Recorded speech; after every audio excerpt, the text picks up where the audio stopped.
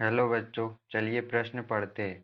Copper sulphate के जलीय विलयन में KCl पोटेशियम साइनाइड का आधिक्य मिलाने पर कौन सी उपसंयोजक स्पीशीज प्राप्त होती है। इस विलयन में H2S हाइड्रोजन सल्फाइड गैस प्रवाहित करने पर कॉपर सल्फाइड का अवक्षेप प्राप्त नहीं होता है, क्यों?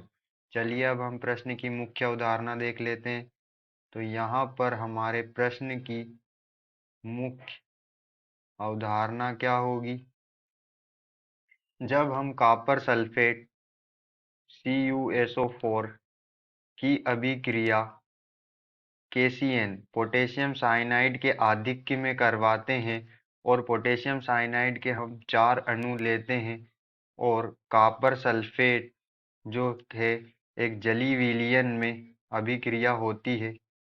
जलीय विलयन में कॉपर सल्फेट की पोटेशियम साइनाइड के साथ अभिक्रिया होती है तो हमें एक उपसंयोजक स्पीशीज प्राप्त होती है जो होती है K4CuCN6 और SO4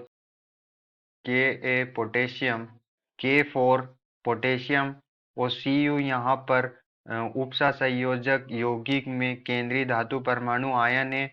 Cn एक लिगेंड है, एक दंतु लिगेंड है जो केंद्रीय धातु परमाणु से जुड़ा होता है, इसे साइनो कहते हैं। SO4 सल्फेट या बाह्य तत्व है, यह एक उपसंयोजक स्पीशीज है। संयोजक स्पीशीज हमें प्राप्त होती है जब हम इसे आगे इस उपसंयोजक स्पीशीज में आगे H2S हाइड्रोजन सल्फाइड गैस प्रवाहित करते हैं तो कोई क्रिया नहीं होती, कोई क्रिया नहीं होगी, कोई भी क्रिया नहीं होगी। कॉपर सल्फाइड का अवक्षेप हमें यहाँ पर जो है कॉपर सल्फाइड का अवक्षेप नहीं मिलेगा। कॉपर सल्फाइड क्योंकि कोई अभिक्रिया ही नहीं हो रही है तो यहाँ पर कॉपर सल्फाइड का अवक्षेप भी प्राप्त नहीं होगा,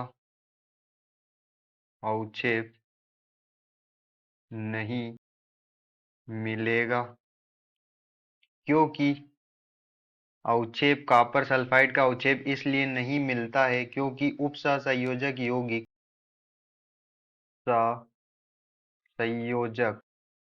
यौगिक जलीय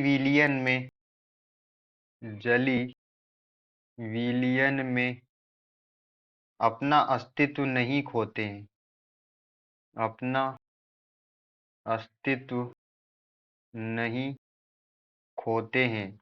जो उपसंयोजक यौगिक होते हैं, जो संकुल होते हैं, वो जलीय विलयन में अपना अस्तित्व नहीं खोते हैं। इसीलिए जब हमारी जो उपसंयोजक स्पीशीज बनी थी K4 पोटेशियम 4 Cu कॉपर और Cn साइनो का होल 6 और SO4, इस उपसंयोजक स्पीशीज या यौगिक में जब हम H2S gas hydrogen sulphide gas प्रवाहित करते हैं तो हमें यहाँ पर Cu+2 कॉपर +2 आयन जो है का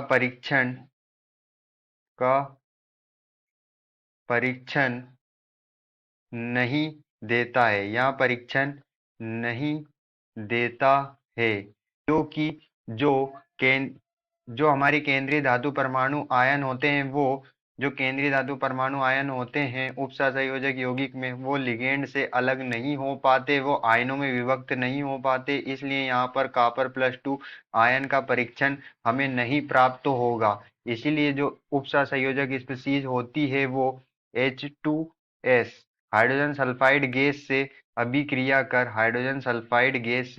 अभिक्रिया कर हमें कॉपर सल्फाइड का अवक्षेप नहीं मिलेगा।